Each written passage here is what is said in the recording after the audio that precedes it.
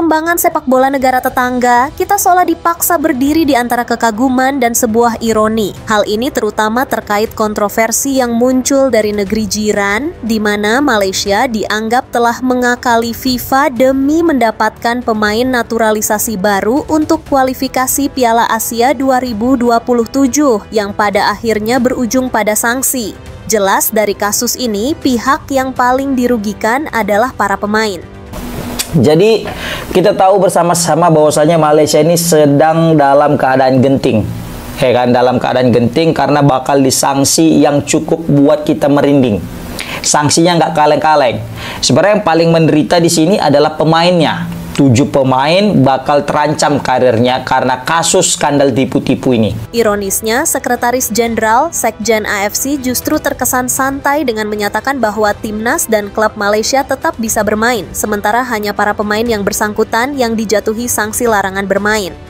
Tentu saja, keputusan ini sangat merugikan karena masa depan dan karier para pemain tersebut akan terganggu akibat hukuman dari FIFA. Situasi ini pada akhirnya memicu kekecewaan di kalangan pemain yang kemudian diekspresikan dengan berbagai cara. Bayangkan ini, Anda berada di puncak karier, direkrut untuk membela sebuah negara dengan janji kejayaan dan masa depan yang cerah. Tapi dalam sekejap, semua itu direnggut. Bukan karena cedera atau performa buruk, tapi karena Anda hanyalah pion dalam permainan kotor dan ambisi rakus federasi Anda sendiri.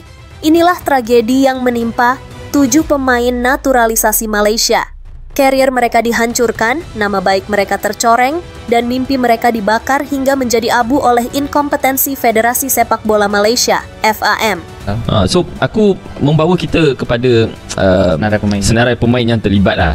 Aku rasa nama-nama ni semua orang tahu. Contoh macam John Irazabal, background dia semua orang tahu. Main dengan Sabah FK, tim daripada Azerbaijan.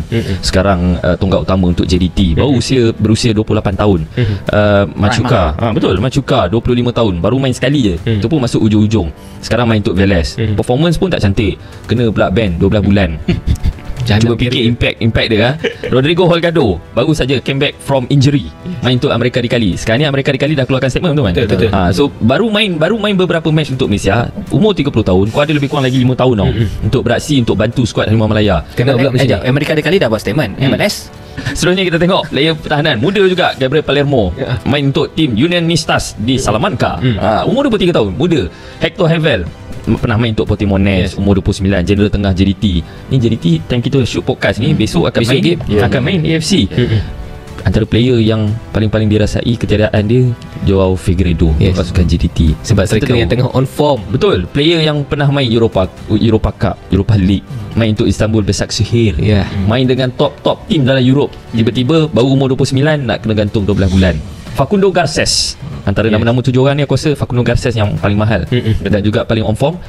Garces ni kesian kesian gila babi. Sebab apa? Dia baru sahaja dapat tembus secara konsisten dalam first 11 squad dia, tim Alaves, Deportivo Alaves dekat La Liga first tier. So aku rasa player-player ni dia akan merasai impact ni sebabnya sama ada diorang tengah prime ataupun tengah cari form ataupun baru nak prime, masuk ke fasa prime tau. Adakah ini akan memberikan satu impact yang besar dalam career player tersebut? Aku rasa apa-apa jenis pengantungan, baik bagi aku, semua memang ada akan impact. Sebab pemain bola dia tak boleh berhenti main bola. So tambahan lagi, player-player ni bukan lagi bersifat lokal. Dia punya potensi bukan hanya di sini saja kan. Dia majoriti beraksi dekat luar. So aku rasa sangat kerugian yang sangat besar lah kalau pergantungan ini terjadi. Walaupun nampak 12 bulan tu macam sekejap lama berbanding dengan Timor Leste tadi, kalau kita ambil contoh, tapi tetap akan bagi impact bukan saja dari segi dia punya fitness level dan juga moral. Ya, betul. Moral dan psikologi benda yang paling penting untuk seorang pemain bola. Sebab kalau ikutkan peraturan FIFA tu kan, hang tak boleh berlatih sekalipun dengan tim semasa. Even though Liga Sosial pun tak ada main. Kalau ikutkan semua benda hang tak boleh.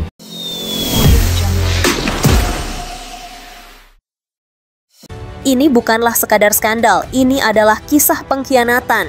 Dijanjikan surga, diberi neraka oleh federasi sendiri. Inilah puncak kezaliman dalam sepak bola modern. Saat federasi memperalat pemain layaknya barang sekali pakai. FAM dengan arogansi dan jalan pintasnya menjual mimpi kepada para pemain ini. Mimpi bermain di panggung internasional, mimpi menjadi pahlawan bagi sebuah bangsa. Namun di balik janji manis itu tersimpan kebusukan proses yang ilegal. Kini, para pemain inilah yang harus membayar harga termahal. Hukuman larangan bermain 12 bulan bukanlah sekadar sanksi. Itu adalah vonis mati bagi karier seorang pesepak bola profesional. Mereka kehilangan pendapatan, kehilangan ritme permainan, dan yang terburuk, kehilangan waktu berharga yang tak akan pernah bisa kembali. Semua demi ambisi sesaat FAM yang berakhir menjadi aib. Ditusuk dari depan oleh FAM, dikhianati dari samping oleh AFC. Ketika para pemain ini jatuh terkapar, siapa yang membela mereka? Tidak ada. FAM sebagai pihak yang paling bertanggung jawab justru sibuk berkelit dan mencari kambing hitam. Yang lebih menyakitkan adalah sikap dingin dari Konfederasi Sepak Bola Asia, AFC. Pernyataan Sekjen AFC yang menyebut timnas dan klub tetap bisa bermain sementara hanya pemain yang dihukum adalah sebuah tamparan brutal. Seolah-olah nasib dan karier para pemain ini tidak ada harganya. Mereka dibiarkan terisolasi, menjadi tumbal sendirian atas dosa besar yang dilakukan oleh sistem. Ini adalah bukti nyata bahwa bagi para birokrat sepak bola, pemain hanyalah angka statistik, bukan manusia dengan masa depan yang kini telah dihancurkan. Fitnah murahan ke Indonesia, cara pengecut menutupi dosa. Di saat para pemainnya meratapi karier mereka yang hancur, apa yang dilakukan oleh publik dan media Malaysia? Alih-alih menuntut pertanggungjawaban dari FM, mereka justru melakukan manuver paling pengecut, melempar fitnah tak berdasar ke arah Indonesia.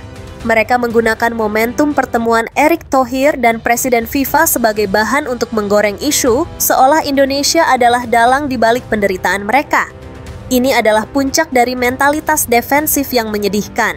Mereka lebih memilih menciptakan musuh imajiner daripada bercermin dan mengakui kebobrokan di dalam rumah mereka sendiri. Sementara FAM diam 1000 bahasa, para pemainnya dibiarkan menanggung malu dan sanksi. Ditambah lagi dengan drama tuduh-menuduh yang sama sekali tidak membantu nasib mereka.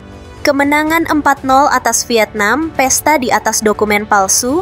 Ironisnya, momen yang sempat mereka agung-agungkan sebagai bukti kebangkitan sepak bola Malaysia kini justru menjadi bukti kejahatan mereka. Kemenangan telak 4-0 atas Vietnam yang dirayakan dengan penuh kesombongan ternyata dibangun di atas fondasi yang rapuh dan ilegal. Vietnam yang cerdik melihat ada yang tidak beres. Proses naturalisasi kilat, garis keturunan yang diragukan, semuanya adalah alarm tanda bahaya. Kemenangan itu kini tak lebih dari sebuah monumen aib, sebuah pengingat bahwa jalan pintas tidak akan pernah membawa kepada kejayaan sejati. FAM telah menukar kehormatan dengan kemenangan sesaat, dan kini mereka harus membayar semuanya plus bunga. Jeritan hati para pemain di media sosial.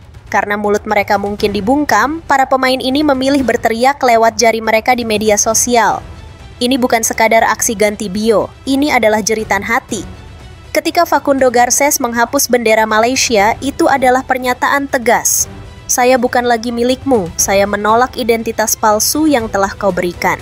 Ketika Iman Machuca hanya menyisakan nama klubnya, ia sedang mengatakan, satu-satunya loyalitas saya yang tersisa adalah pada profesionalisme, bukan pada federasi yang telah mengkhianati saya. Dan saat Holgado mengunci akunnya, itu adalah cerminan rasa malu dan ketakutan yang mendalam, bersembunyi dari dunia atas aib yang bukan sepenuhnya salahnya. Mereka adalah korban yang dipaksa memakai jubah pelaku, jebakan maut bernama naturalisasi instan. Sekarang, mari kita jujur, apakah para pemain ini 100% tanpa salah? Mungkin tidak. Tapi coba posisikan diri Anda seperti mereka. Seorang pemain dari liga top seperti Facundo Garcés di La Liga ditawari kesempatan emas secara finansial dan status yang mungkin tidak akan datang 2 kali. FM datang sebagai penyelamat yang menawarkan jalan pintas menuju panggung dunia. Dalam situasi itu, sulit untuk tidak tergiur. Mereka masuk ke dalam sebuah jebakan yang dipasang oleh FM dengan umpan yang sangat lezat. Kesalahan mereka adalah terlalu percaya, sementara kesalahan FAM adalah merancang penipuan ini sejak awal. FAM adalah arsitek dari tragedi ini. Para pemain adalah korban yang ikut menandatangani surat kematian karier mereka sendiri. Efek domino, satu dosa FAM merusak banyak generasi. Jangan berpikir bahwa kerugian ini berhenti pada 7 pemain saja. Ini adalah efek domino yang akan merusak sepak bola Malaysia dalam jangka panjang. Jika kemenangan mereka dianulir, maka semua kerja keras pemain lain di lapangan menjadi sia-sia. Pengorbanan mereka, keringat mereka, semuanya terhapus karena dosa administratif FAM. Jika Malaysia dijatuhi sanksi pengurangan poin di kualifikasi berikutnya, maka generasi pemain selanjutnya yang akan menanggung bebannya. Mereka akan memulai perjuangan dari titik minus membayar dosa para senior di federasi. Inilah warisan sejati dari skandal ini. Satu tindakan bodoh dari FAM telah meracuni sumur untuk generasi-generasi yang akan datang. Inilah wajah asli dari ambisi buta yang dikelola oleh inkompetensi. Sebuah federasi yang tega mengorbankan karier para pemainnya demi gengsi sesaat. Malaysia tidak hanya kalah di mata FIFA, mereka telah kalah di mata kemanusiaan. Mereka menunjukkan pada dunia bagaimana cara menghancurkan mimpi dan mengkhianati kepercayaan. Bagi Indonesia dan PSSI, ini adalah pelajaran paling berharga. Jangan pernah menukar integritas dengan kemenangan instan. Karena pada akhirnya yang akan dikenang bukanlah skor di papan, melainkan kehormatan yang kita junjung. Semoga para pemain yang menjadi korban bisa bangkit, dan semoga FM mendapatkan hukuman yang setimpal atas apa yang telah mereka perbuat.